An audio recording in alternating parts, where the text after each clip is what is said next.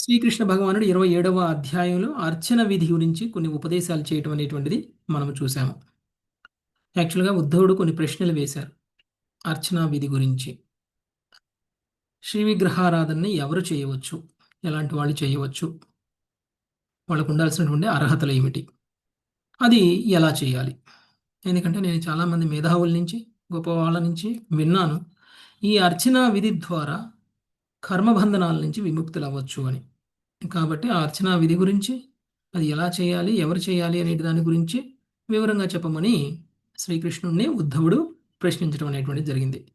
అందులో భాగంగా శ్రీ విగ్రహారాధన గురించి శ్రీకృష్ణుడు చెప్పడం మొదలుపెట్టారు. మొదలుగా దాన్ని కేవలం ద్విజత్వాన్ని పొందినటువంటి బ్రాహ్మణులు మాత్రమే అర్చనని చేయాలి. త్రిసంధ్యలలో గాయత్రి మంత్రాన్ని జపించేటువంటి వాళ్ళు మాత్రమే అర్చనా విధిని అనుసరించాలి. ఆ తర్వాత 8 రకాల విగ్రహాల గురించి తెలియచేశారు. ఆ 8 రకాల విగ్రహాలు అంటే ఒక్కొక్కటి ఎలా ఎలా తయారు చేయవచ్చు. తర్వాత విగ్రహ ప్రతిష్ఠ గురించి తెలియచేయటం అనేటువంటిది జరిగింది. ఆ విగ్రహ ప్రతిష్ఠ తాత్కాలికమైనటువంటి ప్రతిష్ఠ, శాశ్వతమైనటువంటి ప్రతిష్ఠ. తాత్కాలికమైనటువంటి ప్రతిష్ఠలో మనం చేసేటువంటి ఆరాధన కంటే ముందు ఆవాహన చేయడం, ఆరాధన అయిపోయిన తరువాత ఉద్వాసన పలకటం అనేటువంటిది ఉంటుంది. కానీ శాశ్వతమైనటువంటి ప్రతిష్ఠలో ఆవాహన చేస్తారు, ఉద్వాసన మాత్రం పలకరు. విశుద్ధ భక్తులు ఎవరైనా సరే భగవంతుణ్ణి ఉద్వాసన పలకరు. తరువాత శాలిగ్రామ శిలను గనక పూజించేటువంటి వాళ్ళు ఎవరైనా ఉన్నట్లయితే ఆ శాలిగ్రామ శిలకి ఆవాహన, ఉద్వాసన అనేటువంటివి చేయకూడదు. ఎందుకంటే శాలిగ్రామ శిలలో ఆవాహన చేయకపోయినా కానీ భగవంతుడు ఉంటారు. తర్వాత ఆ విగ్రహాలని ఆరాధించేటప్పుడు మన యొక్క ఆ మానసిక చైతన్యం ఎలా ఉండాలి అనేటువంటి విషయాన్ని కూడా తెలియచేశారు. భగవంతుడికి కానుకలని సమర్పించాలి. ఓకే, ఆ కానుకలను సమర్పించేటప్పుడు మన యొక్క భావన ఎలా ఉండాలి? ఎప్పుడైనా సరే మనము కానుకలను సమర్పించేటప్పుడు ప్రేమతో, భక్తితో సమర్పించాలి. ఎంత సమర్పిస్తున్నాం, ఎలా సమర్పిస్తున్నాం అని కాదు, ప్రేమతో, భక్తితో సమర్పించాలి. అలానే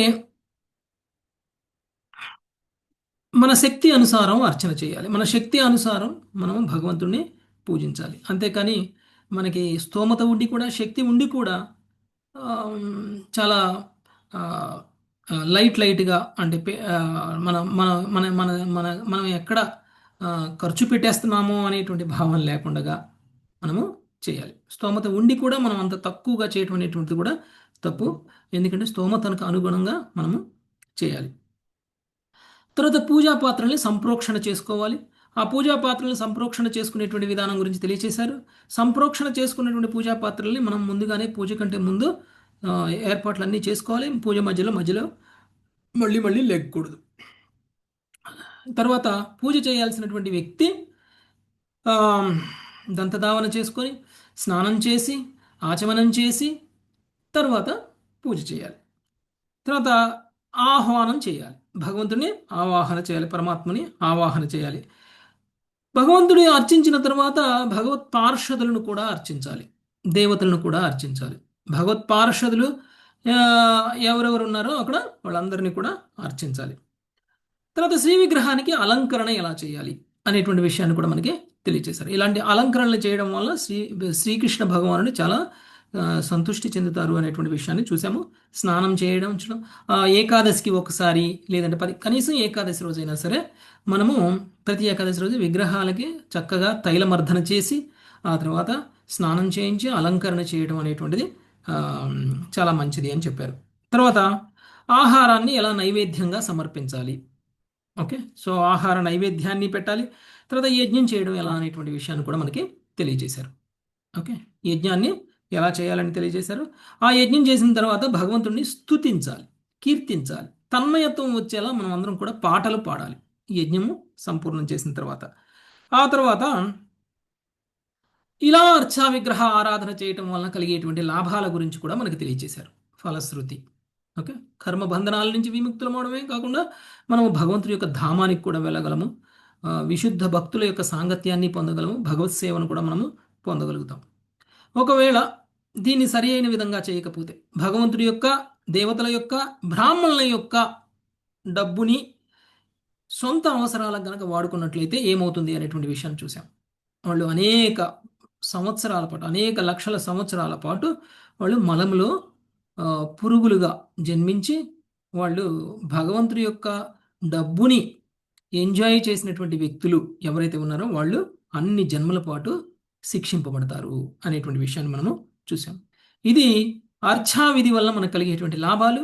అర్చావిధిని సరిగా చేయకపోతే, లేదంటే భగవంతుడికి అర్పించాల్సినటువంటివి కానుకలని, లేకపోతే భగవంతుడికి కానుకగా వచ్చిన దానంగా వచ్చినటువంటి డబ్బుని ఒకవేళ సొంత అవసరాలకు కనుక వాడుకునేటువంటి ఎవరైనా భక్తులు ఉన్నట్లయితే వాళ్ళకి కలిగేటువంటి నష్టాన్ని శ్రీకృష్ణ భగవానుడు క్లియర్గా మనకి ఈ అధ్యాయంలో తెలియజేశారు. ఇక ఈరోజు మనము 28వ అధ్యాయం జ్ఞానయోగం గురించి చూడబోతున్నాం. శ్రీకృష్ణ భగవానుడు ఆల్మోస్ట్ చివరికి వచ్చేశారు. 11వ స్కందం చివరికి జ్ఞానయోగము, ఆ తర్వాత భక్తి యోగము తెలియచేసిన తర్వాత అన్నిటికంటే భక్తి యోగం యొక్క ప్రాముఖ్యతని వివరించి చివరి మాటగా శ్రీకృష్ణ భగవానుడు అన్ని యోగాల కంటే కూడా ప్రాముఖ్యమైనటువంటి యోగము భక్తి యోగము అని వివరించిన తరువాత ఇక ఎదుకుల అంతర్ధానం, తర్వాత భగవంతుడి యొక్క అంతర్ధానం, ఈ రెండింటిని కూడా మనకి తెలియజేయబోతున్నారు. అంతటితోటి మనకి 11వ స్కందం ముగుస్తుంది.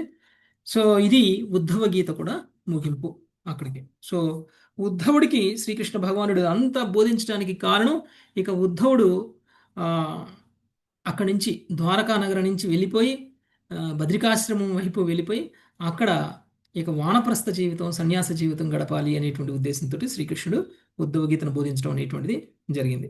మనం భగవద్గీతని అర్జునుడికి బోధించినప్పుడు బోధించిన దాని యొక్క ముఖ్య ఉద్దేశం వానప్రస్థం, సన్యాసం తీసుకోమనా?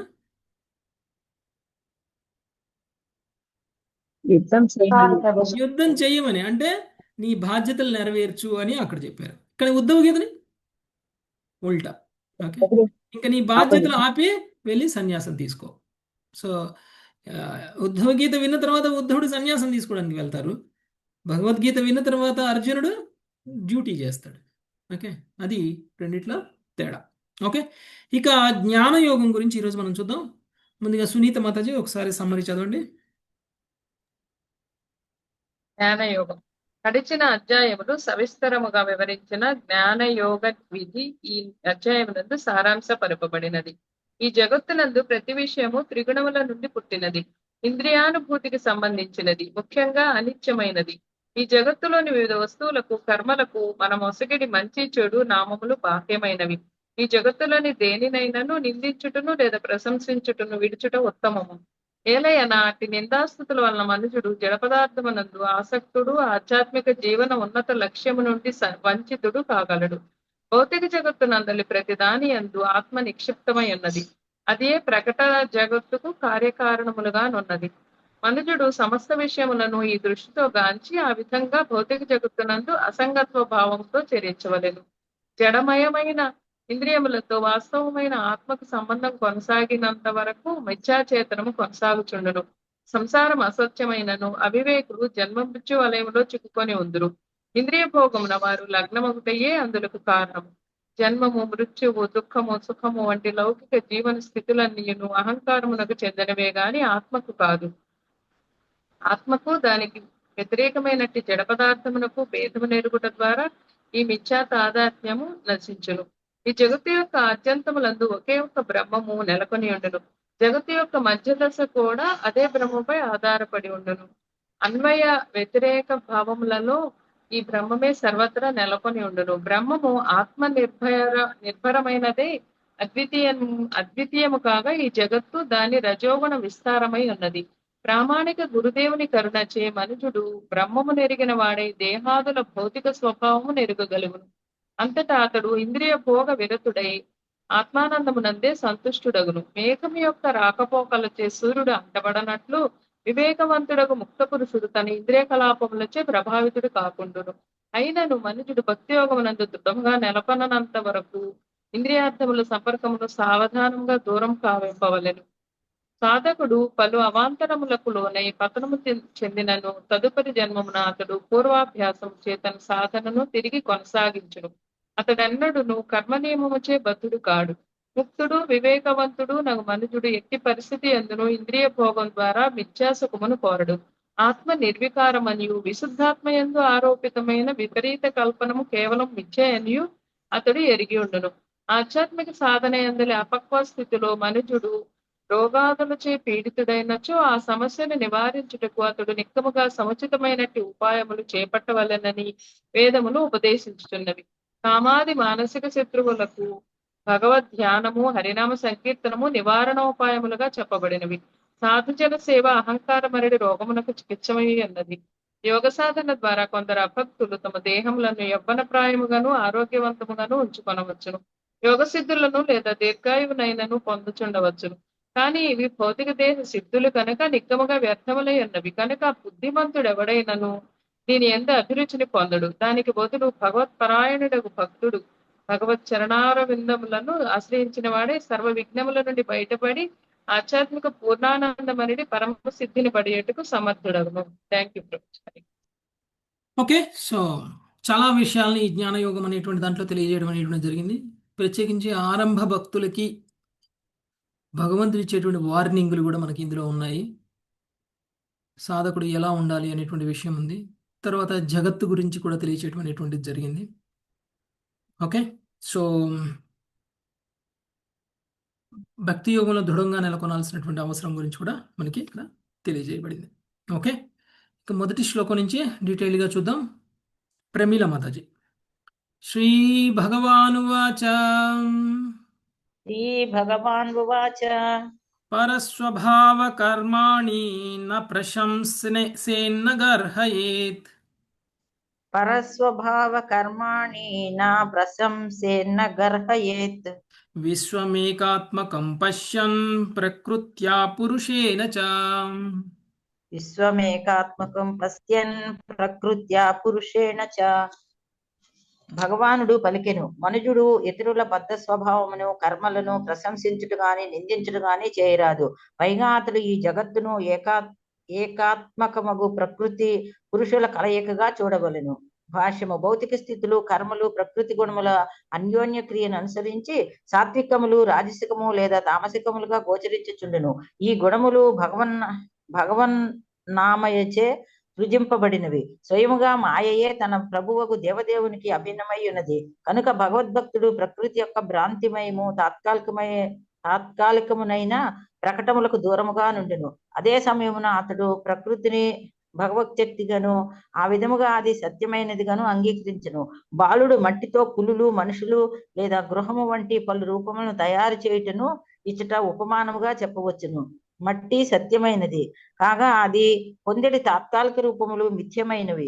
ఏలయన ఆ రూపములు నిజమైన పులులు మనుషులు లేదా ఇళ్ళు కానే కావు.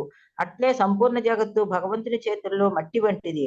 అతడు మాయ ద్వారా మిరిమిట్లు గొలిపెట్టి తాత్కాలికముకు భ్రాంతిమయ రూపములను తయారు చేయును. భగవద్భక్తులు కానట్టి వారి మనసులను అవి మోహింపజేయును. హరే కృష్ణ ప్రభుజీ. హరే కృష్ణ. సో ఒక ముఖ్యమైనటువంటి విషయాన్ని ఇక్కడ మనకి తెలియజేస్తున్నారు. సో ఏదైతే మనకి ఈ జగత్తు ఉందో ఈ జగత్తుకు సంబంధించినటువంటి కొంత సత్యాన్ని కూడా ఇక్కడ మనకి తెలియజేయబోతున్నారు.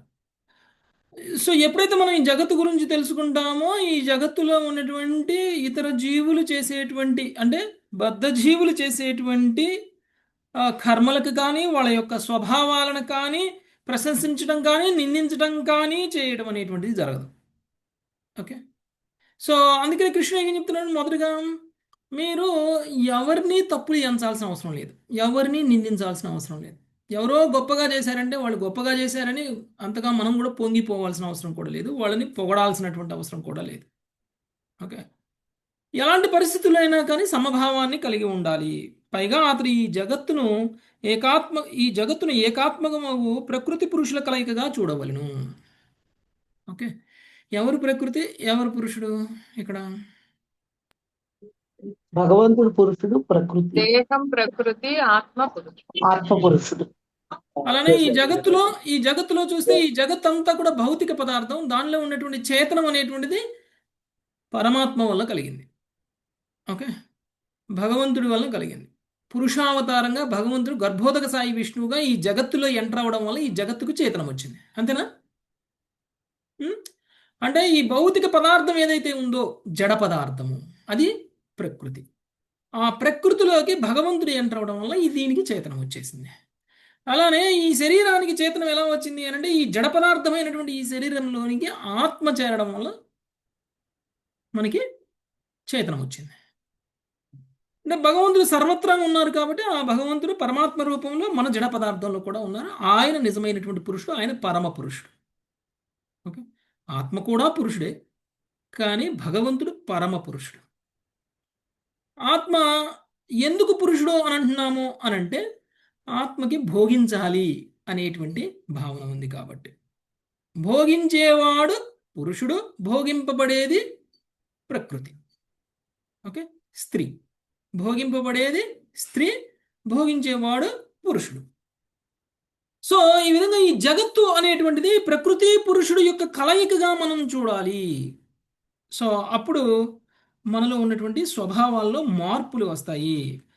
త్రిగుణాల యొక్క కలయిక వలన సాత్వికము, రాజసికము లేదా తామసికముగా కనిపించను. అంటే కొంతమంది కొన్ని రకాలుగా ఉంటారు, కొంతమంది స్వభావాలు కొన్ని రకాలుగా ఉంటాయి. వీటికి కారణాలు ఏమిటి? ఎందుకు? గుణాల యొక్క ప్రభావం. అంటే ఈ భౌతిక జగత్తు గురించి మాట్లాడుతున్నారు, జగత్తులో ఉన్నటువంటి గుణ ప్రభావం గురించి మాట్లాడుతున్నారు. ఆ గుణాలను సృష్టించింది ఎవరు? స్వయంగా భగవంతుడి యొక్క మాయాశక్తి ఏదైతే ఉందో అది, అంటే బహిరంగ శక్తి. అంటే భగవంతుడి ద్వారా సృష్టించబడినటువంటి ఈ జగత్తులో ఉన్నటువంటి గుణాల యొక్క ప్రభావం అనేటువంటిది భగవంతుడి ద్వారా ఏర్పాటు చేయబడినటువంటి మాయా. ఓకే, ఆ మాయకి ప్రభువు ఎవరు? స్వయంగా భగవానుడే. అంటే భగవంతుడి యొక్క శక్తి అయినటువంటి మాయకి భగవంతుడికి అభిన్నమైనది. ఏ విధంగా అయితే నా మాటకి నాకు ఏమి తేడా లేదో అలా శక్తికి శక్తిమానుడికి తేడా లేదు, ఆ విధంగా. ఓకే, కాబట్టి ఈ శక్తిమానుడైనటువంటి భగవానుడికి భగవానుడి యొక్క శక్తి అయినటువంటి ఈ మాయకి తేడా లేదు, అభిన్నమే. ఎందుకు? ఆయన యొక్క శక్తి కాబట్టి. కాబట్టి భగవద్భక్తుడు ఏం చేయాలి? ప్రకృతి యొక్క భ్రాంతిమయము తాత్కాలికమైనటువంటి ప్రకటనలకు దూరంగా ఉండును. అదే సమయంలో అతను ప్రకృతిని భగవశక్తిగాను, ఆ విధంగా అది సత్యమైనదిగాను అంగీకరించును. భగవంతుడు సత్యమైతే భగవంతుడి యొక్క శక్తి సత్యమా అసత్యమా? శక్తిమానుడు ఉంటేనే కదా శక్తి ఉండేది. శక్తిమానుడు లేకుండానే శక్తి ఉందనుకోండి, అది అసత్యం అవుతుంది. ఓకే, సో భగవంతుడు సత్యమా అసత్యమా? పరమసత్యం భగవంతుడు. భగవంతుడు పరమసత్యం కాబట్టి భగవంతుడి ద్వారా ఉత్పన్నమైనటువంటి శక్తి కూడా సత్యమే. దాన్ని మనం అంగీకరించాలి. అంటే ఈ జగత్తు తాత్కాలికంగా ఉంటుంది, కానీ తాత్కాలికంగా ఉన్నప్పటికీ అది సత్యము. ఎందుకు? అది భగవశక్తి కాబట్టి. ఇది మనం అంగీకరించాలి. ఏ విధంగా అయితే చిన్న పిల్లవాడు మట్టితో అనేక రకాల బొమ్మలు తయారు చేసి ఆడుకుంటాడో ఆ విధంగా భగవంతుడు ఈ భౌతిక ప్రకృతిలో అనేక రకాలైనటువంటి రూపాలని తయారు చేస్తున్నారు. ఓకే, సో అంత మాత్రాన తయారైన రూపం మళ్ళీ మట్టిలో కలిసిపోతుంది కదా అని చెప్పేసి ఈ ప్రకృతి సత్యం కాదు అని కాదు. ఓకే, సో అనేక జంతువులు, అనేక రకాల జీవరాశులు, మనుషులు, ఇన్ని రకాలుగా భగవంతుడు ఈ యొక్క సృష్టిలో తయారు చేస్తున్నారు ఆ భౌతికమైనటువంటి శక్తి నుంచి. ఓకే, నెక్స్ట్ రెండవ శ్లోకం. నిజానికి భగవద్భక్తులైనటువంటి వాళ్ళు, భగవంతుడి యొక్క శక్తిని తెలుసుకున్నటువంటి వాళ్ళు ఈ ఏర్పాటు చేయబడినటువంటి ఈ ప్రకృతిని చూసి, ఈ జగత్తును చూసి, ఈ జగత్తులో ఉన్నటువంటి అన్ని రకాల రూపాలు ఉన్నటువంటి జీవరాశులను చూసి మోహపరవశుడు కాడు. ఓకే, మోహితుడు కాడు. ఆ వ్యక్తి భగవంతుడి యొక్క శక్తి గురించి తెలిసి ఉన్నది కాబట్టి అలా మోహం పడకుండా ఈ ద్వంద్వాలకి లోనవ్వకుండా ఉంటాడు. ఓకే, నెక్స్ట్ రెండవ శ్లోకం. సుకోమలి మాతాజీ. పరస్వభావ కర్మాణి యః ప్రశంసతి నిందతి. నాగలక్ష్మి మాతాజీ. ప్రభుజీ నన్ను పిలిచింది. పిలిచాను మాతాజీ మిమ్మల్ని. ప్రభుజీ నాకు సరిగ్గా వినిపించలేదు ప్రభుజీ. చదవమంటారా? పరస్పర భావ కర్మాణి యః ప్రశంసతి నిందతి స ఆశుభ్రశ్యతే స్వార్థాన్ అసత్యాభినివేశతః. సాశుభ్రస్యతే స్వార్థాత్ అసత్యభినివేశతః. ఇతరుల స్వభావమును కర్మలను ప్రశంసించువాడు లేదా నిందించువాడు మాయామయ ద్వంద్వములందు చిక్కుకున్నట్టు చేయి శీఘ్రంగా తన సర్వోత్తమ హితము నుండి పతనము చెందును. ప్రపదల వారి భాష్యము. బద్ధజీవుడు ప్రకృతిపై ఆధిపత్యం చెలాయింపగోర్చు ఆ విధముగా అతడు నిమ్నుడని భావించడు వేరొక బద్ధజీవుని నిందించును. అట్లే ఒకడు ఉన్నతుడగు లౌకికిని ఉన్నత స్థితిని పొందగొన్నవాడై అతను ప్రశంసించును. అట్టి ఉన్నత స్థితిలో ఇతరులపై అధికారం చెలాయింపవచ్చును. ఇతర లౌకికులను ప్రశంసించుట, నిందించుట ఆ విధముగా ప్రత్యక్షంగా లేదా పరోక్షముగా ఇతర జీవుల పట్ల అసూయపై ఆధారపడి మనుషునికి స్వార్థము అంటే నిజమైన హితము కృష్ణ భక్తి భావన నుండి పతనము కలుగచేయును. మనుషుడు లౌకిక ద్వంద్వ భావనను స్వీకరించరాదనియు ఇతర లౌకికులను ప్రశంసించుట లేదా నిందించుట చేయరాదనియు అసత్యభినివేశిత అంటే తాత్కాలికంగా లేదా అసత్యం లగ్నచే అను పదం సూచించును. దాని బదులు మనుషుడు భగవంతుని విశుద్ధ భక్తులను ప్రశంసించలను. భగవంతునిపై తిరుగుబాటు ధోరణి నిందింపోలను. అట్టి తిరుగుబాటు ధోరణిచే వ్యక్తి అభక్తునిగా మార్చునను. ఉన్నత తరగతికి చెందిన లౌకికుడు మంచివాడని తరచుచు నీచ తరగతికి చెందిన లౌకికుని మనుషుడు నిందించరాదు. వేరు మాటల్లో అతడు భౌతిక ఆధ్యాత్మికములను వేరుపరచవలను. భౌతిక స్థితి యందు మంచి చెడులలో లగ్నము చెందకూడదు. ఉదాహరణకు నీతిమంతుడైన పౌరుడు స్వతంత్రమైన పౌర జీవనమునకు కారాగార జీవనకు భేదం ఎరుగును. కాగా మూర్ఖుడకు ఖైదీ సౌఖ్యమైన జైలు గదులకు అసౌకర్యముగు జైలు గదులకు భేదముగాంచును. స్వతంత్రుడైన నాగరికుని కారాగారం నుండి ఎటువంటి పరిస్థితి అయినో ఆమోదయోగ్యం కానట్లుగా ముక్తుడకు కృష్ణ భావనాయుతునికి ఎటువంటి భౌతిక స్థితి అయినను నచ్చదు. బద్ధ జీవులను భౌతిక వ్యత్యాసములచే వేరు చేయటకే యత్నించుటకు బదులు వారందరినీ ప్రోగు చేసి హరినామ సంకీర్తనం చేయించుచు శ్రీ చైతన్య సంకీర్తన యజ్ఞం ప్రచారం చేయవలని శ్రీల భక్తి సిద్ధాంత సరస్వతి ఠాకూరులు సూచించిరి. అభక్తుడు లేదా అసూయాగ్రస్తుడైన కనిష్టాధికారి భక్తుడైనను భగవత్ ప్రేమ స్థాయిలో జనులను ఏకమనర్చుట ఎందు ఇష్టపడడు. సామ్యవాది, పెట్టుబడిదారుడు, నల్లవాడు, తెల్లవాడు, ధనికుడు, పేదవాడు, ఉదారుడు, చాదస్తుడనేది లౌకిక భేదములను నొక్కి చెప్పుచు వారిని అతడు అనవసరముగా వేరుపరచుచుండు. లౌకిక జీవనము సర్వదా అసమగ్రమైనది, అజ్ఞానమయమైనది, అంచంన నిరాశాజనకమైనది. అజ్ఞానం యొక్క ఉచ్చ నీచ రూపములను ప్రశంసించుట, నిందించుటకు బదులు మనుషుడు సచ్చితానందమగు ఆధ్యాత్మిక స్థితిలో కృష్ణ భక్తి భావనలో లగ్నం కావడను. ఓకే, చాలా ఇంపార్టెంట్ విషయం. ఇతరుల స్వభావాలను కర్మలను ప్రశంసించువాడు లేదా నిందించువాడు మాయామయ ద్వంద్వములను చిక్కుకొనుడిచే శీఘ్రముగా తన సర్వోత్తమ హితము నుండి పతనము చెందును. ఓకే, సర్వోత్తమ హితము అంటే ఆధ్యాత్మిక స్థితి. మనము యాక్చువల్గా ఆధ్యాత్మికమైనటువంటి వాళ్ళం, భగవంతుడి యొక్క అంశలు. ఈ భౌతిక విశ్వంలో ఉన్నటువంటి ప్రతి ఒక్కళ్ళు కూడా భగవంతుడి యొక్క అంశలే. మరి మనకి ఇతరులకి మధ్య తేడా ఏమిటి? అందరూ ఒకే స్థాయిలో ఉన్నటువంటి అంశాలు, ఆధ్యాత్మికమైనటువంటి అంశాలు. కానీ మనము అందరిలోనూ వేరు భావం చూస్తాం. అందరూ ఒకలాగా చూడం. మనం ఎందుకు చూడమంటే మనము కేవలం లౌకిక భావంలో మాత్రమే ఆలోచిస్తాం. కాబట్టి ఒక వ్యక్తిని తెల్లవాడా నల్లవాడా, ఏ కుటుంబంలో పుట్టాడు, ఏ ఊర్లో పుట్టాడు, ఏ రాష్ట్రం వాడు, ఏ దేశం వాడు, వాడి ఇంటి పేరేమిటి, వాడి ఊరి పేరేమిటి, వాడు ఏ కంపెనీలో పనిచేస్తున్నాడు, వాడి డిజిగ్నేషన్ తోటి, వాడు ఉచ్చ నీచ స్థితులను బట్టి మనము గుర్తించడం అనేటువంటిది జరుగుతుంది. ఇది కేవలం మూర్ఖులు మాత్రమే చేస్తారు. ఎవరైతే కృష్ణ భక్తి భావంలో ఉంటారో వాళ్ళు ఇలాంటి పనులు చేయరు. బద్ధజీవులు, అది కూడా లౌకికంగా ఉన్నటువంటి వాళ్ళు మాత్రమే చేస్తారు. ఈ లౌకికంగా ఉన్నటువంటి వాళ్ళు ఎవరైనా సరే మనకంటే ఉన్నతంగా ఉంటే ఆ ఉన్నతంగా ఉన్నటువంటి వాళ్ళని చూసి కీర్తించడము, లేదు అంటే మనకంటే అధమముగా ఉంటే అధమముగా ఉన్నటువంటి వాళ్ళని చూసి నిందించడము అనేటువంటిది చేస్తారు. మనం చేయగలిగినటువంటి పని ఇంకొకళ్ళు చేయలేకపోతే వాళ్ళని చూసి చులకన భావంతో, తక్కువ భావంతో చూస్తాం. ఇది కూడా చేయలేకపోయావా అనేటువంటి భావంలో చూస్తాం. ఇది కేవలం లౌకికంగా ఉన్నటువంటి వ్యక్తులు మాత్రమే చేస్తారు. అలా చేయడము అనేటువంటిది మనలో ఉన్నటువంటి అసూయా స్వభావాన్ని కూడా పెంచి మనము ఆధ్యాత్మికంగా పతనం చెందేటువంటి స్థితిని మనకి తీసుకుని వస్తుంది. కాబట్టి మనం ఏదైతే చూస్తున్నామో ఇదంతా కూడా తాత్కాలికమైనటువంటి సత్యము, భగవంతుడి యొక్క శక్తి ఇదంతా కూడా. కాబట్టి సత్యము. కానీ ఆ భగవంతుడి యొక్క శక్తి తాత్కాలికమైనది. ఇలాంటి తాత్కాలికమైనటువంటి భగవంతుడి యొక్క శక్తి ఈ భౌతిక ప్రకృతిని చూసి అందులో ఉన్నటువంటి రంగుల్ని, రూపులని, లేకపోతే కులాలని బట్టి మనం వేరు చేసి మనం ఒక్కొక్కరిని వేరువేరుగా చూసి వాళ్ళని నిందించడము ప్రశంసించడము అనేటువంటిది చేస్తాం. నిజానికి ప్రశంసించాలి అంటే ఎవరిని ప్రశంసించాలి? కేవలం శ్రీకృష్ణ భగవానుని మాత్రమే ప్రశంసించాలి. అందుకని మనం భక్తులు ఏం చేస్తారు? కేవలం భగవంతుడిని మాత్రమే కీర్తిస్తారు. అభక్తులని అసలు కీర్తించరు. అభక్తుల్ని భక్తులుగా మార్చడం కోసం వాళ్ళతోటి చాలా మంచిగా ఉంటారు. ఓకే, చాలా మంచిగా ఉంటారు. వాళ్ళ మీద కరుణ చూపిస్తారు. అలా కరుణ చూపించకపోతే వాళ్ళు కూడా ఆధ్యాత్మిక స్థితికి రారు. కాబట్టి వాళ్ళు కూడా లౌకికంగా పతనం చెందుతారు. కాబట్టి మనము భౌతికమైనటువంటి ఉపాధులతో భేదభావం చూడడము అనేటువంటిది మన పతనానికి కారణమవుతుంది.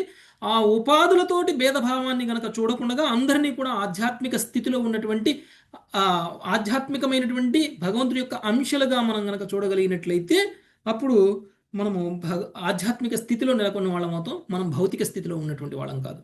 ఎవరెవరైతే మనం అందరం కూడా ఇలాంటి భౌతిక స్థితిలోనే ఉన్నామో మనందరికీ కూడా ప్యూరిఫికేషన్ ప్రాసెస్ అనేటువంటిది అవసరం. ఈ జ్ఞానం అనేటువంటిది అవసరం. ఈ జ్ఞానం మనల్ని పవిత్రం చేస్తుంది. ఇలా పవిత్రం అవడం వల్ల మనల్ని అందరిని కూడా సమభావంగా చూడడం అనేటువంటిది మొదలు పెడతాం. నెక్స్ట్ 3వ శ్లోకం నాగలక్ష్మి మాతాజీ. తైజసే నిద్రయాపన్నే పిండస్థో నష్టచేతసః తైజసే నిద్రయాపన్నే పిండస్థో నస్తు చేతనః మాయాం ప్రాప్నోతి మృత్యుం వా తద్వన్నాన్నార్ధతృక్ పుమాన్. మాయాం ప్రాప్నోతి మృత్యుం వా తద్వన్నార్థదృక్పుమాన్. మాయామయమగు స్వప్నావస్థచే లేదా మృత్యువు వంటి సుషుప్తి అవస్థచే ఇంద్రియములు జయించబడినప్పుడు శరీరస్థుడగు జీవాత్మ చేతనమును కోల్పోయినట్లు లౌకిక ద్వంద్వమును అనుభూతము నడుచుకునేది మనుజుడు తప్పక మోహమును మృత్యువును పొందును. భాష్యము. ఇంద్రియములు రాజసహంకార జనితములు కనుక ఇవి ఇచట తైజస అని వర్ణించబడినవి. అహంకార ప్రేరితుడై మనుజుడు భగవద్రహితమైన జగత్తును ఊహించుచు ప్రకృతి వనరులను సులభంనకే వినియోగించుచు దానిపై ఆధిపత్యం చలాయించుటకు ప్రణాళికలను తయారు చేసుకుంది. నవీన నాస్తిక శాస్త్రజ్ఞులు ఈ అహంకారమును గలితకడగా మార్చివేసిరి. ప్రకృతి అవాంతరములను జయించి సర్వశక్తిమత్వము వైపునకు అగ్రసరలేడి వీరులుగా తమను వారు ఊహించుకునేది. కలలు గనడి అట్టి లౌకికులు ప్రకృతి విపరీతములచే పదే పదే దిగ్బంధికులు లొసుగుచుందురు.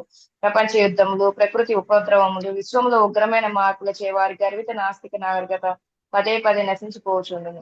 సామాన్య స్థితిలో బద్ధజీవులందరూ మైదన సుఖం పట్ల ఆకర్షితులై సంగము, స్నేహము, ప్రేమ ఎడ మాయకు బదులగుదురు. ప్రకృతిని చక్కగా భోగించువారమని వారు తమను తాము తలుచుందురు.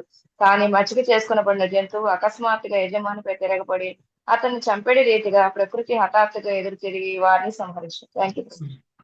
ప్రకృతి అందాలను చూడాలి అనుకోని వాళ్ళు ఎవరున్నారు? ఈ ప్రకృతిని భోగించాలి అని అనుకుని వాళ్ళు ఎవరున్నారు?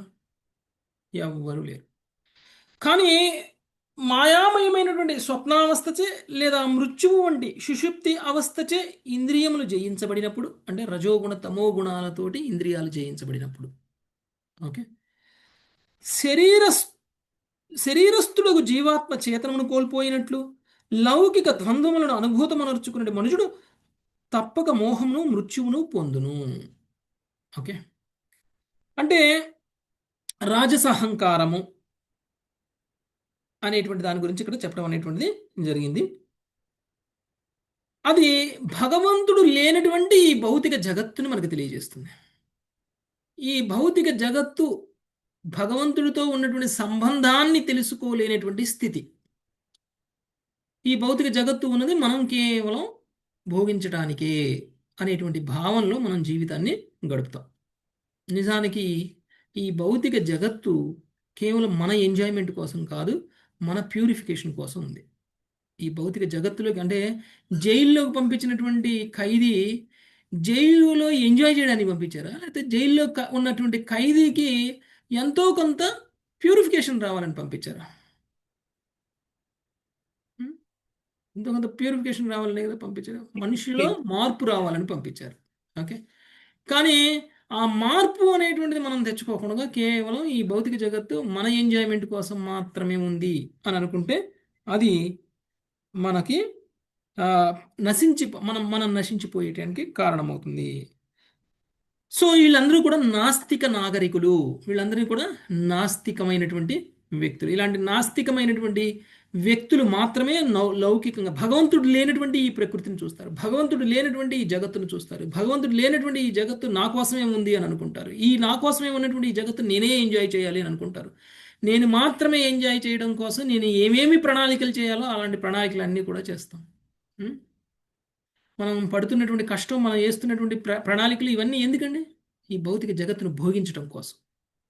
ఓకే, సో ఇన్ని ప్రణాళికలు మనం వేస్తున్నాం, కానీ ఆ జగత్తు ఎలా తయారైంది, ఎవరితో తయారు చేయబడింది, ఈ జగత్తులో మనం ఎందుకు ఇలా ఉన్నాము, ఈ జగత్తును భోగించాలి అనేటువంటి స్వభావం మనకి ఎందుకు వచ్చింది, ఈ జగత్తులో మన యొక్క స్థితి ఏమిటి, మనం ఇప్పుడు ఏం చేస్తున్నాము, మన యొక్క నిజస్థితి ఏమిటి అనేటువంటి విషయాన్ని తెలుసుకోలేనటువంటి విధంగా భగవంతుడి యొక్క మాయ ప్రభావం మన మీద పడుతుంది. సో ఆ విధంగా మనం ఈ భౌతిక జీవితంలో నశిస్తాం. ఏ విధంగా అయితే పాలు పోసి పెంచినటువంటి పాము మనల్నే కాటేసి ఏ విధంగా అయితే మనల్ని చంపేస్తుందో, అదేవిధంగా ఏ ప్రకృతినైతే మనము ప్రేమించామో, ఏ ప్రకృతినైతే మనం భోగించాలి అని అనుకుంటున్నామో, ఆ ప్రకృతి ద్వారానే మృత్యు రూపంలో మనల్ని చంపేస్తుంది, ఆ ప్రకృతిలోనే కలిపేసుకుంటుంది. ఓకే, కాబట్టి నేచర్ లవర్స్ ఎంతమంది ఉన్నారు ఇక్కడ? ప్రకృతిని ప్రేమించే వాళ్ళు ఎంతమంది ఉన్నారు? ఆ ప్రకృతిలోనే మనం కలిసిపోతాం. ఓకే, ఏ విధంగా అయితే పెంపుడు జంతువు ఏ విధంగా అయితే యజమానిని చంపేస్తుందో, ఎక్కడైనా విన్నారా?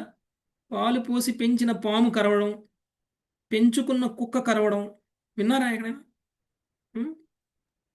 విన్నాం ప్రభు. లేదు ప్రభుజీ. అలా చనిపోయిన వాళ్ళు కూడా చాలా పులులు ఆడించేవాడు కూడా ఆ పులి చేతిలోనే చనిపోతాడు. పులుల్ని ఆడించేవాడు. అంటే అలానే ఈ ప్రకృతిని కూడా మనం అలానే చూస్తున్నాం, కానీ ఆ ప్రకృతి మనల్ని ఏం చేస్తుంది అనేటువంటి విషయాన్ని మనము మర్చిపోతున్నాం. అప్పుడు మనం ఎప్పుడైతే అది తెలుసుకుంటామో అప్పుడు మనం ఈ ప్రకృతిలో ఏంటి, మనం ఈ ప్రకృతి నుంచి మనం రక్షింపబడడానికి మనం ఏం చేయాలి అనేటువంటిది అప్పుడు ఆలోచిస్తాం. ఓకే, నెక్స్ట్ 4వ శ్లోకం మంజులత మాతాజీ. కిం భద్రం వా ద్వైతస్యావస్తునః కియాత్. కిం భద్రం వా ద్వైతస్యావస్తునః కియత్. వాచోదితం తదనృతం మనసాధ్యాతమేవ చ. వాచోదితం తదనృతం మనసాధ్యాతమేవ చ. లౌకిక వాక్కులచే చెప్పబడినది లేక లౌకిక మనస్సుచే చింతింపబడినది చరమ సత్యము కానేరదు. కనుక ద్వంద్వమయముకు ఈ అవస్తు జగత్తులో ఏది మంచిది ఏది చెడ్డది, మంచి చెడుల పరిధి ఎట్లు కొలవగలము? భాష్యము. అసలైన సత్యము దేవదేవుడే. అతని నుండియే సమస్తము ఉద్భవించి అతని చేతనే పోషింపబడి చివరకు అతని యందే లయించును. ప్రకృతి పరతత్వము యొక్క ప్రతిబింబము వంటిది. ప్రకృతి గుణముల అన్యోన్య క్రియ చేతనే అసంఖ్యాకముకు పదార్థములు ప్రత్యేకము స్వతంత్రమైన సత్యములుగా గోచరించుచుండును. మాయా బద్ధ జీవునికి పరతత్వము నుండి పరధ్యానమును కలగజేసి అతని మనస్సును మిరుమిట్లు గొలిపడి భౌతిక పదార్థము వైపుకు ఆకర్షించును. పరతత్వము నుండి ఉత్పన్నమైనదై భౌతిక పదార్థము అత్యంతమున అతనికి అభిన్నమై ఉన్నది. భగవంతునికి అన్యముగా మంచి చెడు భావన నిదురించని వ్యక్తికి కలిగడి మంచి చెడు కలల వంటిదే అవును. మంచి చెడు కలలు రెండూ సమానముకు అసత్యములు. అట్లే లౌకికముకు మంచి చెడులకు భగవంతునికి అన్యముగా శాశ్వతముకు అస్తిత్వమే లేదు. భగవంతుడే ప్రతి జీవునికి శ్రేయోభిలాషి కనుక అతని అజ్ఞాన పాలనమే మంచిది కాగా అతని ఆజ్ఞను ఉల్లంఘించుట చెడ్డది. శ్రీకృష్ణుడు పరిపూర్ణమైనట్టి వర్ణాశ్రమ ధర్మమును సృజించినాడు. దానితో పాటు భగవద్గీతాది గ్రంథములలో ఆధ్యాత్మిక జ్ఞానమును ఒసగినాడు. శ్రీకృష్ణుని ఆజ్ఞను పాటించుట ద్వారా మానవులకు పరిపూర్ణమైన సామాజిక, మానసిక, రాజకీయ, ఆర్థిక, ఆధ్యాత్మిక విజయము చేకూరగలదు. భగవదాదేశములకు అన్యముగా నామమాత్రముకు మంచి కొరకు మనము మూర్ఖత్వముతో వెతకరాదు. అట్టి ఆదేశములే భగవన్ నియమములని పిలువబడుచు ధర్మసారమై ఉన్నవి. Thank you Prabhuji. హరే కృష్ణ. మనకి జ్ఞానం ఇచ్చేటువంటి వాళ్ళు చాలా మంది ఉన్నారు. దురదృష్టవశాత్తు దొంగ గురువులు చాలా మంది ఉన్నారు. నిజమైనటువంటి ఆధ్యాత్మిక జ్ఞానాన్ని ఇచ్చేటువంటి గురువుల కంటే కూడా మోసం చేసే గురువులే ఎక్కువ ఉన్నారు. వీళ్ళందరూ కూడా లౌకికులు. ఎవరైనా సరే వాళ్ళ గడ్డాలు మీసాలు పెంచుకొని గురువుల వేషంలో ఉన్నారు అని అంటే వాళ్ళ యొక్క ఆ వేషానికి ముఖ్యమైనటువంటి ఉద్దేశం ఏమిటి అని అంటే వాళ్ళు ఎంతో కొంత భౌతిక లాభం పొందడం కోసం మన ద్వారా. కానీ మనం అందరం మాయలో ఉన్నాం కాబట్టి అలాంటి వాళ్ళ చేతిలో బలైపోతున్నాం మనం. వాళ్ళు ఏం చెప్తే అది చేస్తాం, వాళ్ళు ఎలా చెప్తే అలా చేస్తాం, వాళ్ళకి కానుకలు సమర్పిస్తాం, వాళ్ళని ఉద్ధరిస్తాం, భగవంతుడిని మర్చిపోతాం. భగవంతుడికి కానుకలు సమర్పించాలి, అలాంటి దొంగ బాబాలకు కాదు మనం కానుకలు సమర్పించాల్సింది. కానీ అలాంటి లౌకికమైనటువంటి వ్యక్తులు చెప్పిన దాన్నే నిజమో అని అనుకుంటాం. వాళ్ళు చెప్పినటువంటి కర్మకాండ పనులన్నీ కూడా మనం చేసేస్తాం. ద్వంద్వమయమైనటువంటి ఈ భౌతిక జగత్తులో ఏది మంచిది ఏది చెడ్డది, మంచి చెడుల పరిధిని మనం ఎలా తెలుసుకోగలము? కేవలం మనం ఆధ్యాత్మికమైనటువంటి గురువుని సంప్రదించినప్పుడు మాత్రమే అది సాధ్యమవుతుంది. లౌకికమైనటువంటి వ్యక్తులు చెప్పేది ఏది కూడా సత్యం కాదు. లౌకికమైనటువంటి వ్యక్తులు ఈ ప్రకృతి గురించి చెప్తే ఆ ప్రకృతి ఇది, ప్రకృతి అది అని చెప్తే మనకి సత్యము అని మనం అర్థం చేసుకోవాలా? ప్రకృతికి సంబంధించినటువంటి సత్యం మనకి భాగవతంలో ఉంది, ప్రకృతి యొక్క స్థితి మనకి భాగవతంలో ఉంది. కాబట్టి మనం ఏ లౌకికమైనటువంటి వ్యక్తి గురించి మాట్లాడవసరం. ఈ మధ్య మనం చూస్తున్నాం చాలా మంది సెక్యులరిజం పేరుతోటి సనాతన ధర్మం నశింపచేయడం కోసం ట్రై చేస్తున్నారు. సనాతన ధర్మం ఒక కరోనా వైరస్ లాంటిది. ఏ విధంగా మనం అందరం కలిసి కరోనా వైరస్ని పారద్రోలాము, అలా సనాతన ధర్మాన్ని కూడా పారద్రోలాలి. సనాతన ధర్మం ఒక మలేరియా వైరస్ లాంటిది, మనం దాన్ని పారద్రోలాలి అని పిలుపునిచ్చి రాజకీయ నాయకులు ఈ విధంగా సనాతన ధర్మం గురించి మాట్లాడుతున్నారు. లౌకికమైనటువంటి ఈ యొక్క వ్యక్తులు భౌతికమైనటువంటి ప్రకృతి గురించి, సనాతన ధర్మం గురించి విపరీతమైనటువంటి మాటలు మాట్లాడుతున్నారు. కానీ వీళ్ళందరికీ తెలియనిది ఏమిటి అని అంటే, ఈ భౌతిక ప్రకృతి ఇలాంటి వాళ్ళని నాశనం చేస్తుంది. ఇలాంటి వాళ్ళకి ఈ భౌతిక ప్రకృతి నుంచి ప్రొటెక్షన్ ఉండదు. ఎందుకు? భౌతిక ప్రకృతి భగవంతుడి యొక్క సేవకురాలు. భగవంతుడు లేనటువంటి ఈ భౌతిక ప్రకృతిని చూస్తే ప్రకృతి మాత్రం ఊరుకుంటుందా? మృత్యు రూపంలో తిరిగి ఆ ప్రకృతి వాళ్ళ మీద దాడి చేస్తుంది. సో ఈ విధంగా లౌకికమైనటువంటి వ్యక్తులలా మనము ఉండకూడదు, అజ్ఞానంలో ఉండకూడదు. కృష్ణుడు మనకి ధర్మాన్ని ఎలా అనేటువంటి విషయాన్ని మనకి తెలియచేయడం కోసం, ఎలా ఉండాలి అనేటువంటి విషయం, మనందరినీ కూడా ఒక విశుద్ధ భక్తులుగా మార్చడం కోసం భగవంతుడు మనకి వర్ణాశ్రమ ధర్మాన్ని ఇచ్చారు. వర్ణాశ్రమ ధర్మం ద్వారా మనల్ని మనం కొంతగా ఉద్ధరించుకొని చివరికి భగవద్గీత లాంటి శాస్త్రాలను భగవంతుడే ఇచ్చారు. అది కూడా శాస్త్రాలను చదవడం ద్వారా అసలు ఒక మనిషి ఎలా ఉండాలి అనేటువంటి విషయాన్ని మనకి తెలియజేస్తున్నారు. అంటే మనం అందరం కూడా భగవద్గీతలో శ్రీకృష్ణ భగవానుడు ఎలా చెప్పారో అలా ఉండాలి మన జీవన శైలి. ఏం చెయ్యొచ్చు అని చెప్పారో అది చెయ్యాలి, ఏం చెయ్యకూడదని చెప్పారో అలా చేయకుండా ఉండాలి. ధర్మం అంటే ఏమిటో అక్కడ చెప్పారు.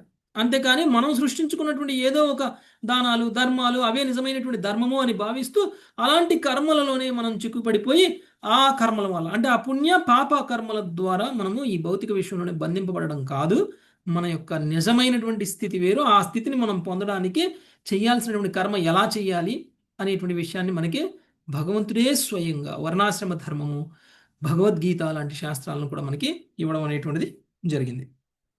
కాబట్టి భగవద్గీత, భాగవతం లాంటి గ్రంథాలను చదవడం వల్ల, వాటి సారాన్ని అర్థం చేసుకోవడం వల్ల మన నిజమైనటువంటి ధర్మం ఏంటో అర్థమవుతుంది. కానీ లౌకికమైనటువంటి వ్యక్తులు చెప్పినటువంటి మాటలు నిజమైనటువంటి ధర్మము కాదు.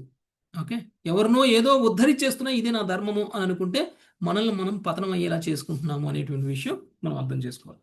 5వ శ్లోకం సుధీర సునీతి మత ఛాయా ప్రత్యాహ్యం యా భాసా హ్యసంతోప్యర్థకారిణః ఛాయా ప్రత్యాహ వయా భాషా హాసంతో స్వర్ధకారిణః ఏవం దేహదయో భావా యచ్చంత్యా మృత్యుతో భయం ఏవం దేహదయో భావా యత్యంత్య మృత్యుతో భయం.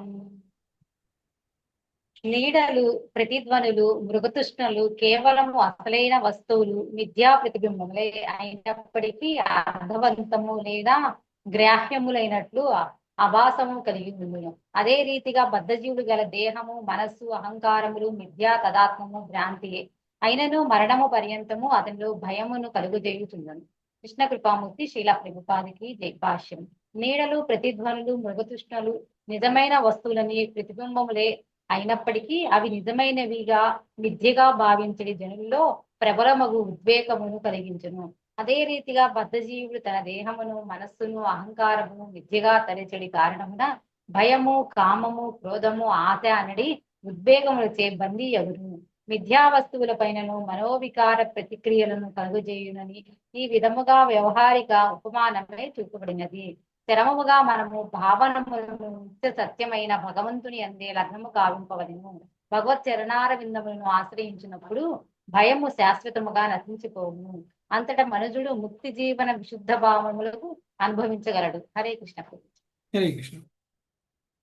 ఓకే, సో నీడలు, ప్రతిధ్వనులు, మృగతృష్టలు. మృగతృష్టలు అంటే ఎండమావులు. ఆ? ఏం మాతాజీ? ఎండమావులు. సో నీడలు, ప్రతిధ్వనులు. ప్రతిధ్వని అనేది ధ్వని ఉంటేగా వచ్చేది.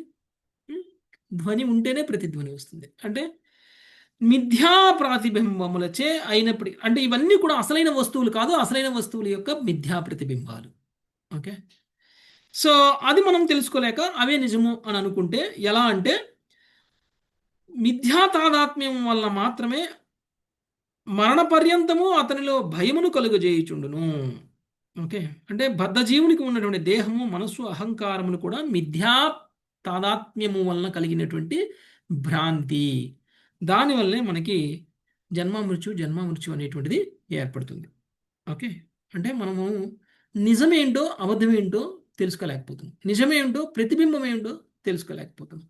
ఎప్పుడైతే మనం ప్రతిబింబాన్ని ప్రతిబింబంగా గుర్తించి నిజమేంటో తెలుసుకుంటామో అప్పుడు మనకి జన్మమృత్యు అనేటువంటిది ఉండదు. ఆ జ్ఞానం అనేటువంటిది మనకి అవసరము. ఓకే, భగవత్ చరణారవిందములను ఆశ్రయించినప్పుడు భయము శాశ్వతంగా నశించిపోవును. అంతటా మనుషుడు ముక్త జీవన విశుద్ధ భావములను అనుభవించగలడు. భౌతికంగా ఉన్నటువంటి వ్యక్తికి మాత్రమే జనన మరణాల పట్ల భయం అనేటువంటిది కలుగుతుంది. ఎవరైతే భగవంతుడి యొక్క శరణు పొంది ఉంటారో వాళ్ళకి జనన మరణాలు అంటే భయం ఉండదు.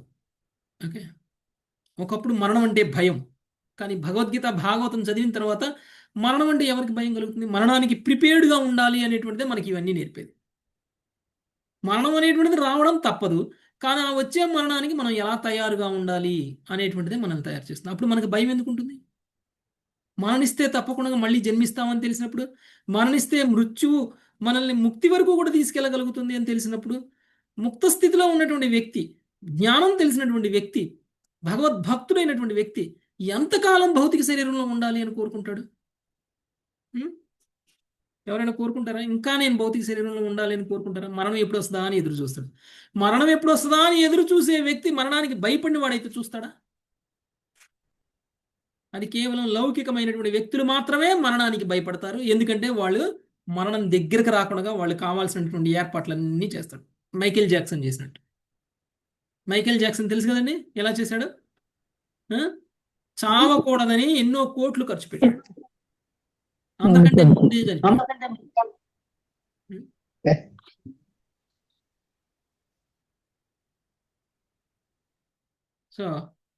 సో చావు అనేటువంటిది తప్పనిసరి అయినప్పుడు ఆ చావుకి భయపడడం కంటే చావుకి తయారవడం అనేటువంటిది భక్తుడు చేసేటువంటి పని.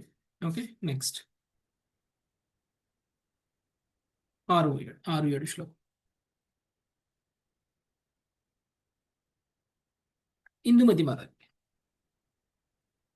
ఆత్మైవ తదితం విశ్వం సృజతి ప్రభు. ఆత్మైవ తదిదం విశ్వం సృజతి ప్రభుః. త్రాయతే త్రాతి విశ్వాత్మా హ్రియతే హరతీశ్వరః.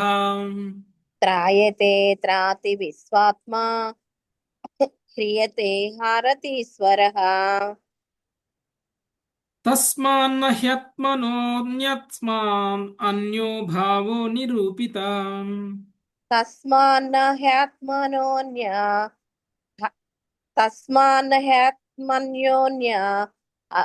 అదన్యో భావో నిరూపితః.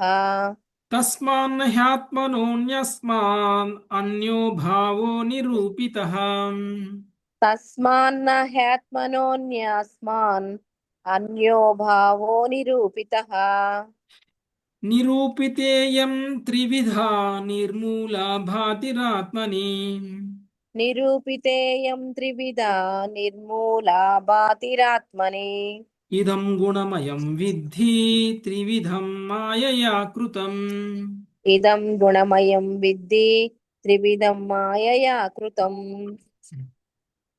కేవలం పరమాత్ముడే ఈ జగత్తు యొక్క చరమ నియామకుడు, సృష్టికర్త అయ్యున్నాడు. ఆ విధముగా కేవలం అతడే సృష్టింపబడిన వాడు కూడా అయ్యున్నాడు. అట్లే ఆ సర్వాత్ముడు స్వయంగా రక్షించువాడు, రక్షితుడు, హరించువాడు, హరింపబడువాడు అగును. ఏ భావమైనను పరమాత్ముడగు అతనికి అన్యమైనది కాదు. అయినను అతడు సమస్తము నుండి ప్రతి దాని నుండి వేరుగా నుండును. అతని యందు గోచరించడి త్రిగుణమయమగు ప్రకృతికి వాస్తవమైన ఆధారం ఏదీనూ లేదు. పైగా అట్టి ప్రకృతి కేవలం అతని మాయా కల్పితమని నీ వెరుగును. భాష్యము. పరతత్వమగు శ్రీకృష్ణ భగవానుడు తన బహిరంగ శక్తిని విస్తరించిన వాడై విసృష్టి కావించును. సూర్యగోళము దాని కిరణముల విషయమునందు వలె భగవానుడు అతని వ్యాపిత శక్తి ఒకే సమయమున ఏకమును భిన్నమును అయ్యుండును.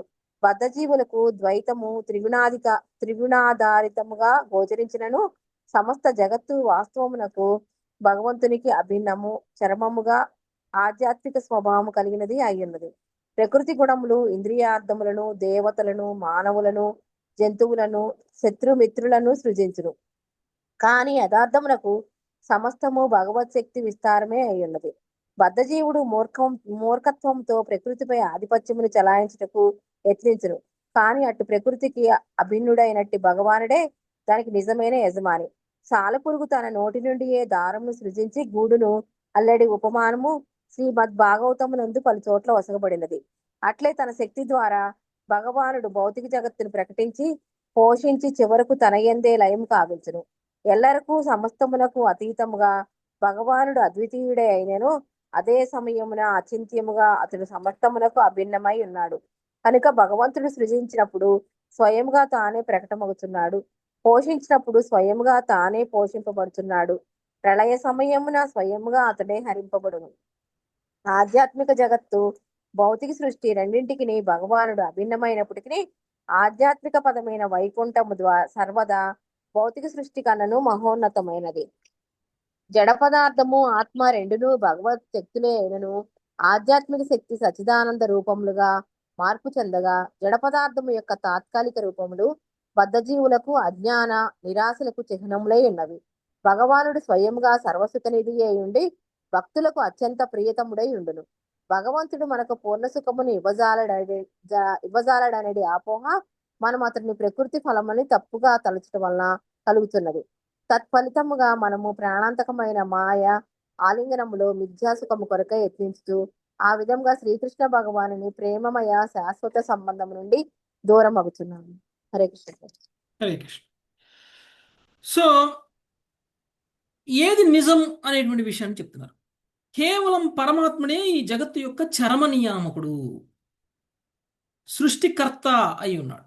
ఏదైతే జగత్తు మనము భోగించాలి అని అనుకుంటున్నామో ఆ జగత్తు యొక్క సృష్టికర్త చరమ నియామకుడు కేవలం భగవంతుడే.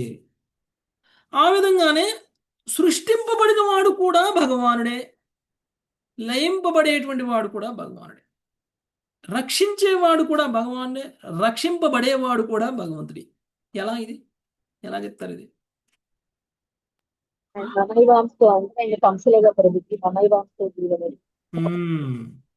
మనం అందరం కూడా భగవంతుడి అంశలమే కాబట్టి భగవంతుడి నుంచే మనం వచ్చాం. అంటే భగవంతుడే ఒక అంశ రూపంలో ఇలా ఇతర అన్ని రకాల జీవులుగా జీవించడం అనేటువంటి జరుగుతుంది. అంటే ఈ శ్లోకంలో మనకి భగవంతుడికి మనకి తేడా లేదు అని కాదు అర్థం. మనం అందరం భగవంతుడు అని కాదు దాని అర్థం. సృష్టించబడినటువంటి ప్రతిదీ కూడా భగవంతుడి నుంచే వస్తుంది. సృష్టించబడినటువంటి ప్రతిదీ కూడా భగవంతుడే పోషిస్తున్నారు, భగవంతుడే రక్షిస్తున్నాడు, చివరికి దాన్ని హరిస్తున్నది కూడా భగవంతుడే. ఓకే, సమస్తము నుండి ప్రతి దాని నుండి వేరుగా ఉన్నాడు భగవంతుడు. సృష్టింపబడిన ప్రతిదీ కూడా భగవంతుడి నుంచే వచ్చినప్పటికీ సృష్టింపబడిన దాంట్లో భగవంతుడు లేడు, దానికి భిన్నంగా కూడా ఉన్నారు.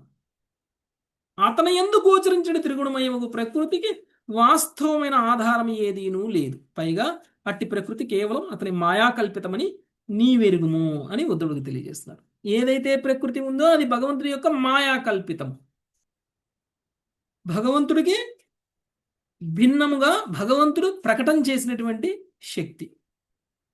భగవంతుడే సృజించారు, భగవంతుడే లయం చేస్తున్నారు. ఓకే, తన శక్తి ద్వారా ఏ విధంగా ఈ భగవంతుడి భౌతిక విశ్వం, లేకపోతే కనుక భౌతిక విషయం ఆధ్యాత్మిక విషయం తేడా ఉంటుంది, మొత్తం ఆధ్యాత్మిక విషయమే ఉంటుంది. సో ఆత్మ భగవంతుడి యొక్క శక్తి, భౌతిక ప్రకృతి భగవంతుడి యొక్క శక్తి.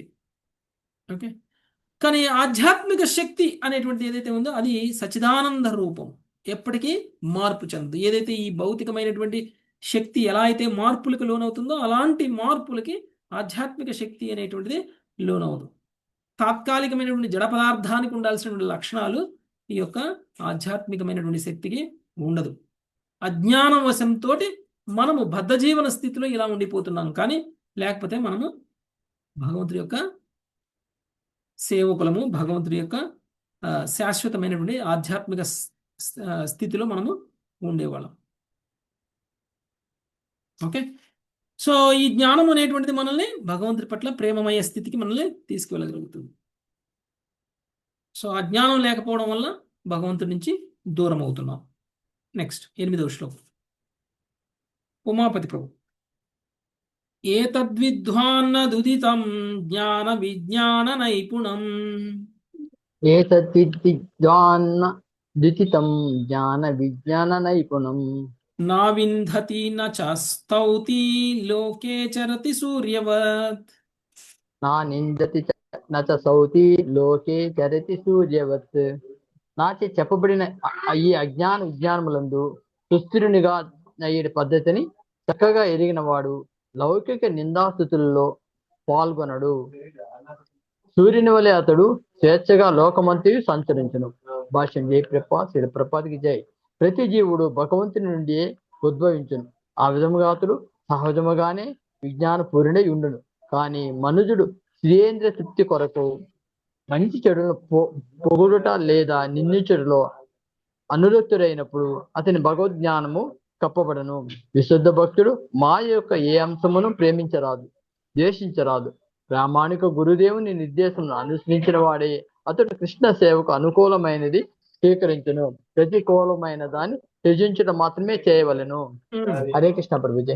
భగవంతుడు మనకి భౌతిక ప్రకృతిని ఎందుకు ఇచ్చారు అని అంటే భౌతిక ప్రకృతి ద్వారా మనం అందరం కూడా మనల్ని మనం ఉద్ధరించుకోవడానికి ఇచ్చారు, ఆధ్యాత్మిక స్థితిలోకి మారడానికి ఇచ్చారు.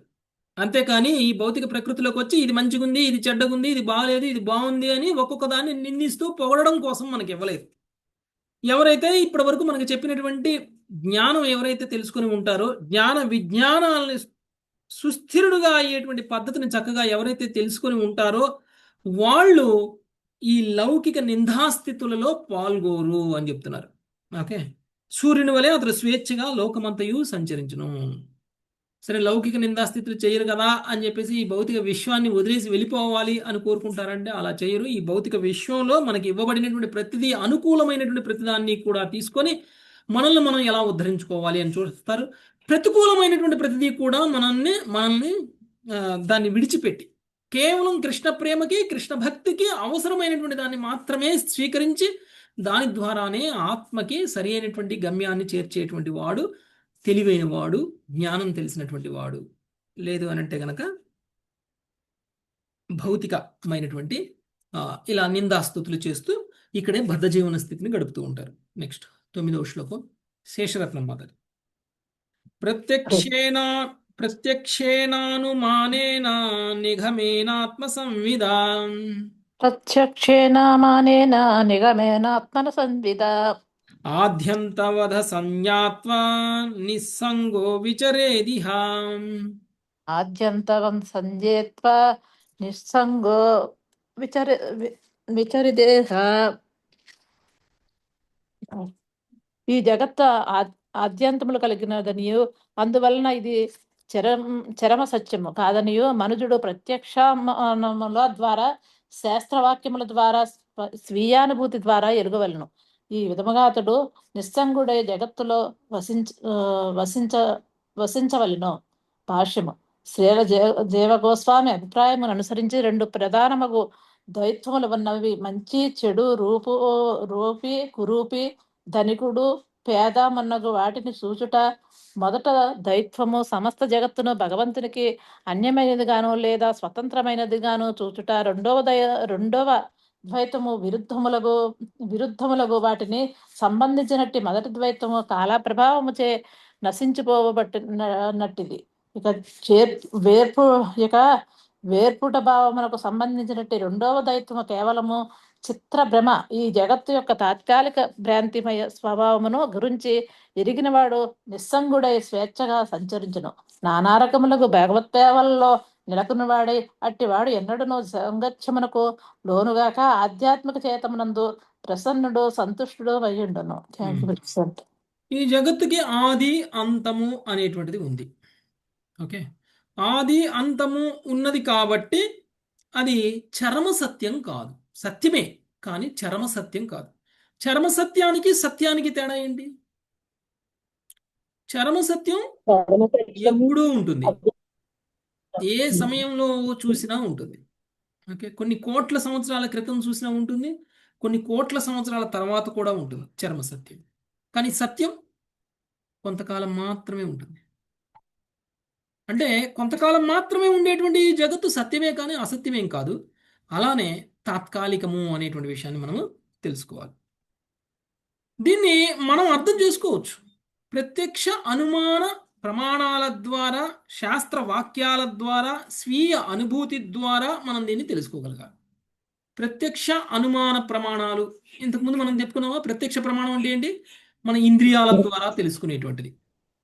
మన కళ్ళ ద్వారా, నోటి ద్వారా, ముక్కు ద్వారా, చెవుల ద్వారా, మన శరీరం ద్వారా మనం తెలుసుకోగలిగేటువంటిది ఏదైతే ఉందో అది ప్రత్యక్ష ప్రమాణం. అనుమాన ప్రమాణం అంటే ఎస్టిమేషన్. ఇలా ఉండొచ్చు, అలా ఉండొచ్చు, ఇంత కావచ్చు, అంత కావచ్చు అనేటువంటిది అనుమానం. మీ ఊరు నుంచి పక్క ఊరికి ఎంత దూరము అని అంటే 1 కిలోమీటరు, 2 కిలోమీటర్లు అని చెప్తాం. మీ ఊరు నుంచి మీ ఆఫీస్కి ఎంత దూరం, మీరు ఉండే ఇంటి నుంచి ఆఫీస్కి ఎంత దూరము అని అంటే 2 కిలోమీటర్లు అని చెప్తాం. కానీ ఎగ్జాక్ట్గా ఉంటుందా 2 కిలోమీటర్లు మనం చెప్పినంత? అంటే మనం ఎలా చెప్తున్నాము? సుమారుగా చెప్తున్నాం. అంటే సుమారుగా